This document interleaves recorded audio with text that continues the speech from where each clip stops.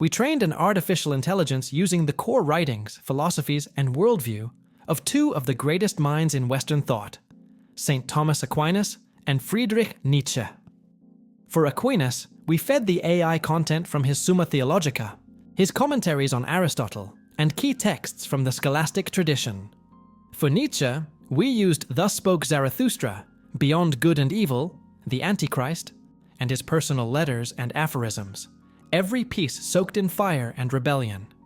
Every word they speak in this video is generated based on their actual thought, logic, and style, reconstructed by AI to imagine what they'd say if they could. Meet. Face to face. This is not a reenactment. This is not a parody. This is a thought experiment.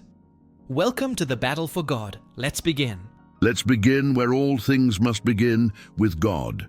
Not as myth, not as comfort, but as first cause. Look around you. Everything that exists had a beginning. Every beginning had a cause. But if every cause depends on another, we fall into an infinite chain that explains nothing. That chain must end. There must be a being that is uncaused, necessary, eternal. A being whose essence is existence itself. That being is God. This isn't belief. It's reason, stripped to its core. Ah yes, the familiar illusion, packaged as logic. You see a chain and invent a master. You see complexity and assume design. But tell me, if everything needs a cause, why stop with yours? Why grant your God the luxury of exemption? You create. A loophole, call it eternal, and crown it king. I call it fear. Fear of the void. Fear of a world without meaning. You're not reasoning, Aquinas. You're negotiating with chaos. And you've traded truth for a bedtime story. You accuse me of fear, but it's your argument that collapses into confusion. God is not a thing within time. He is outside of it, the necessary foundation for all things that are. Deny that, and you deny the very structure that makes thought possible. Your logic eats itself. You want a world of order, but you refuse the source that makes order intelligible. Order is what the weak crave. You wrap the unknown in robes and rituals. You mistake structure for truth because you're afraid of what lies beneath it. I say the world is not ordered. It is chaotic, brutal, beautiful, free. And I say this: man is strongest when he walks without crutches. No gods, no divine plan, just will and fire, and the courage to become something more. Aquinas sees a divine engine behind all things. Nietzsche sees a raw universe with no map, no master, and no need for one. Faith versus fire. Structure versus freedom. The question is no longer does God exist, it's can you live without him? Next, round morality without God. Is it possible, or just a mask for chaos? If God does not exist, then neither does objective morality. Not truly. You may still feel what is good, what is evil, but those feelings become just that, reactions, subjective, shifting, untethered. Without a divine lawgiver, what do you anchor your values to? Consensus, emotion, evolution. These things change, but truth does not. You see, good is not just what we prefer. It is what we are designed to move toward. It is the fulfillment of our nature. Just as the eye exists to see, the soul exists to seek the good, and that good is not arbitrary.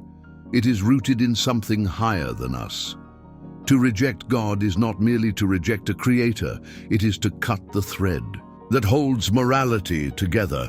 Remove God from the foundation, and the building collapses, not instantly, not loudly, but slowly, quietly, until right and wrong become mere options, until justice becomes convenience, until man becomes animal. Without God, there are no duties, only desires, no justice, only force. You may still act morally, Nietzsche, but you cannot tell me why anyone should. Ah, the familiar tremble beneath the robe. You dress obedience in gold and call it virtue. You kneel before order and mistake it for truth. But I say this: your morality is born of fear. You speak of good as if it were carved into the stone of the cosmos. But look at history. Every age has had its own morality. Every tribe, its own commandments. And most, let's not pretend otherwise, have been soaked in blood. You cling to divine law because you are terrified of freedom. You'd rather be told what is good than become good. But morality, Aquinas, does not come from above. It comes from within, from the will, from the chaos, from the man strong enough to invent his own values. I do not need your God to tell me what is noble. I feel it in the fire of the creator, the warrior, the artist who refuses to be ruled by dead hands. You say that without God we are animals. No, without God we are free, free to create, to fall, to rise again, to carve meaning into a meaningless world with blood, strength, and will. You fear that world. I say, embrace it. Let the old morality die. Let the herd bleat for safety. I will walk alone, dangerous, uncertain, and alive. Aquinas defends a moral order written into the fabric of the universe. Nietzsche burns it to the ground and dares man to rise without it. So, who's right? If there is no God, is morality a compass, or just a story we keep telling ourselves? Next, purpose, meaning, existence itself. What happens when you look at the universe and it doesn't look back? Prepare for section 3. The abyss is next. There is no life without meaning, and there is no meaning without God. The soul aches for something beyond itself because it was made to reach beyond itself. The hunger for truth, beauty, and love is not random. It is a reflection of our origin. You ask, why are we here? We are here to move toward perfection, to align with the ultimate good. This is not metaphor. It is the very architecture of being. A rock has mass. A tree has growth. Man has reason and will. And that will must be directed. Without direction, it corrupts itself. Without finality, it exhausts itself. God is not an accessory to existence. He is the very reason existence makes sense. Remove him, and the world becomes a puzzle with half the pieces missing. You say there is no meaning, only what we make. But if man is the source of meaning, then meaning dies when man does. Temporary, fragile, illusion. But if God exists, then meaning is not made. It is found, it is waiting, it is eternal. To deny this is not courage, it is despair, dressed as rebellion. You rage against heaven, Nietzsche, but even your rage confesses your longing. No one fights that hard against something they truly believe is dead. Oh, I long, Aquinas, but not for your kingdom in the clouds. I long for a world that belongs to man, not to priests, not to old myths, not to invisible kings. You say meaning must be given. I say, how sad, that you would kneel before meaning as if it must be handed down like bread from above. No, meaning is not found. It is forged, in fire, in solitude, in terror. In the face of a universe that shrugs, you fear that emptiness because you never looked at it without trembling. But I looked, and I did not blink. And what did I see?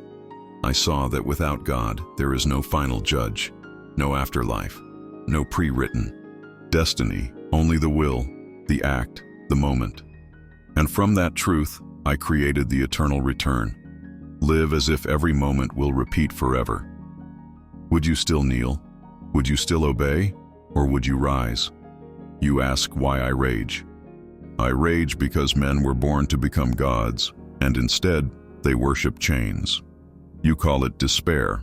I call it freedom, not the soft freedom of choice, the brutal freedom of creating value with no safety net. You ask, what remains when God is gone?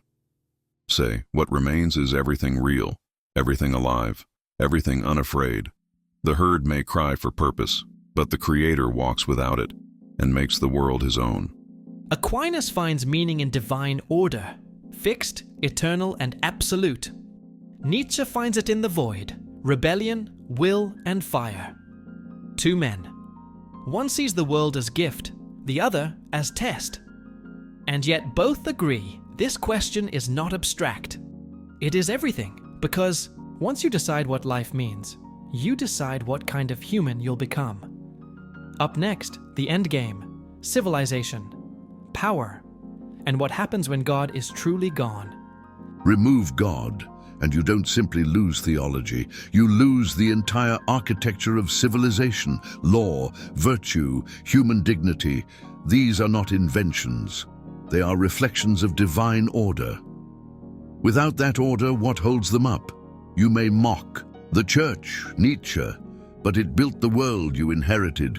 Hospitals, universities, moral frameworks that protected the weak, restrained the powerful, and gave sacred worth to the human soul.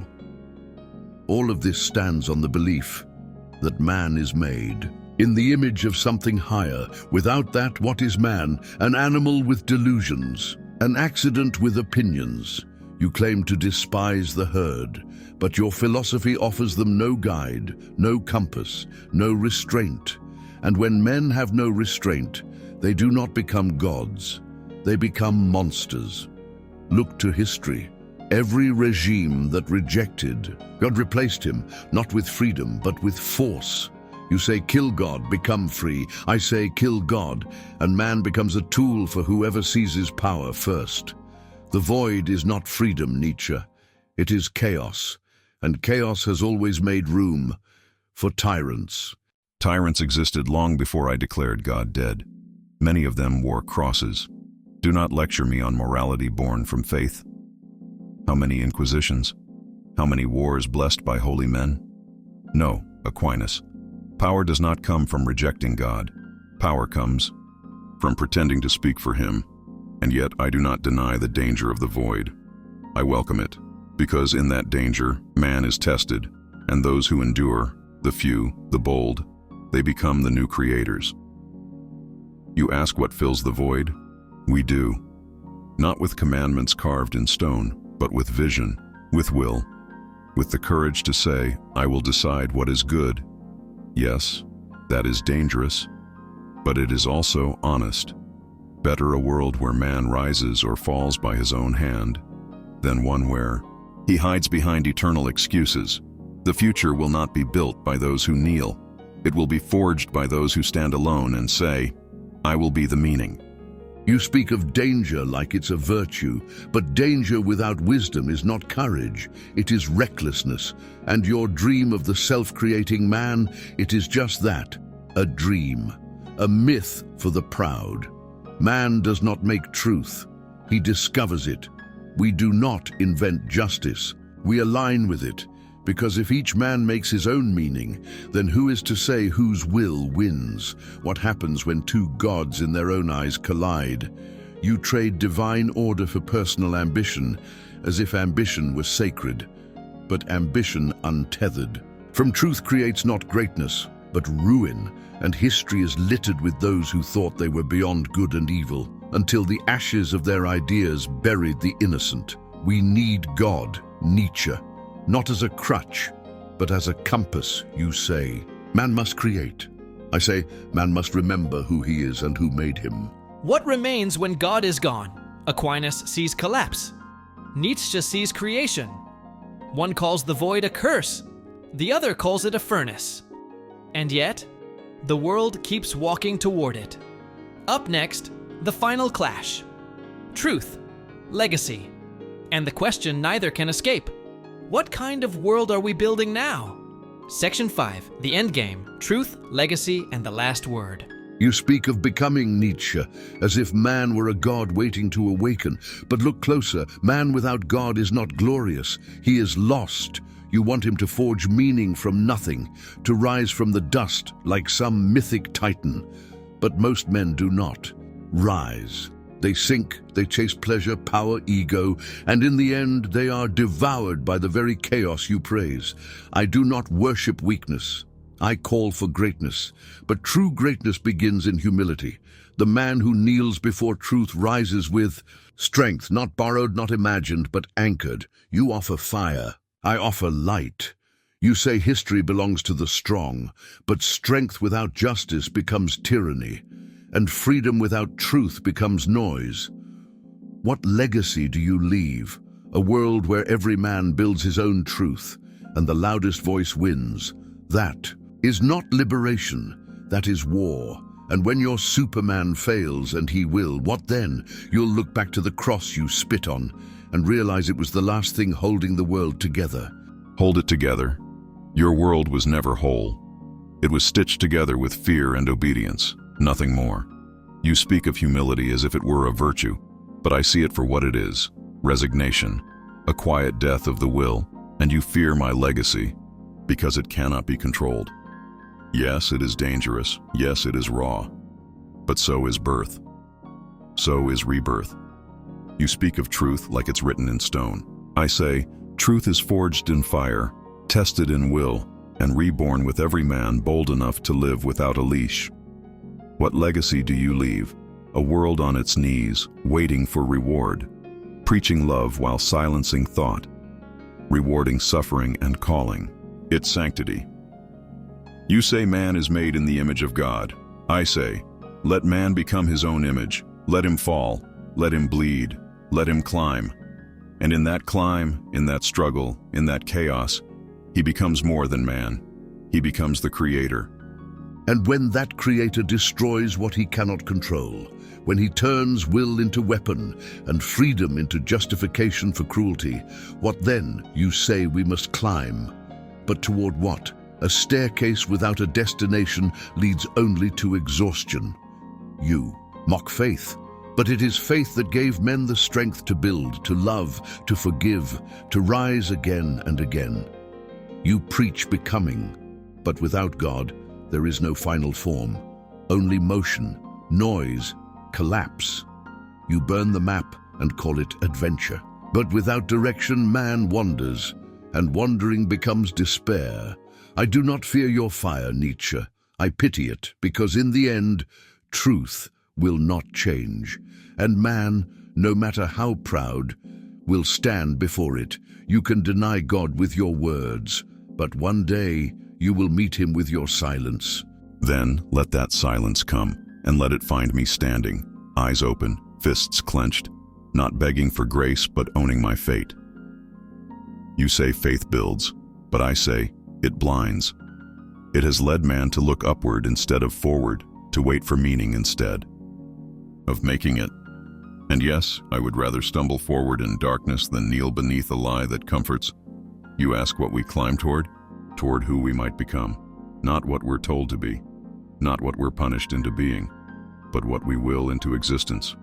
Your God may sit above, but I walk below, and I walk freely. And if the world ends, so be it. Let it end on the terms of those who dared to live as gods, not beggars. Two visions. One sees truth as a light from above, the other as fire we must forge for ourselves. Aquinas calls us back to order. Nietzsche dares us into chaos. Both believe in greatness, but only one believes in God. And now, only one question remains. Which future do you want to live in? A world grounded in eternal truth, or one that burns the map and builds its own? Tell me in the comments. Not just who you agree with, but why. Because in the end, the real debate is in you. And if this battle stirred something in you, subscribe. Because this isn't just a channel, it's a war of ideas, and we're just getting started.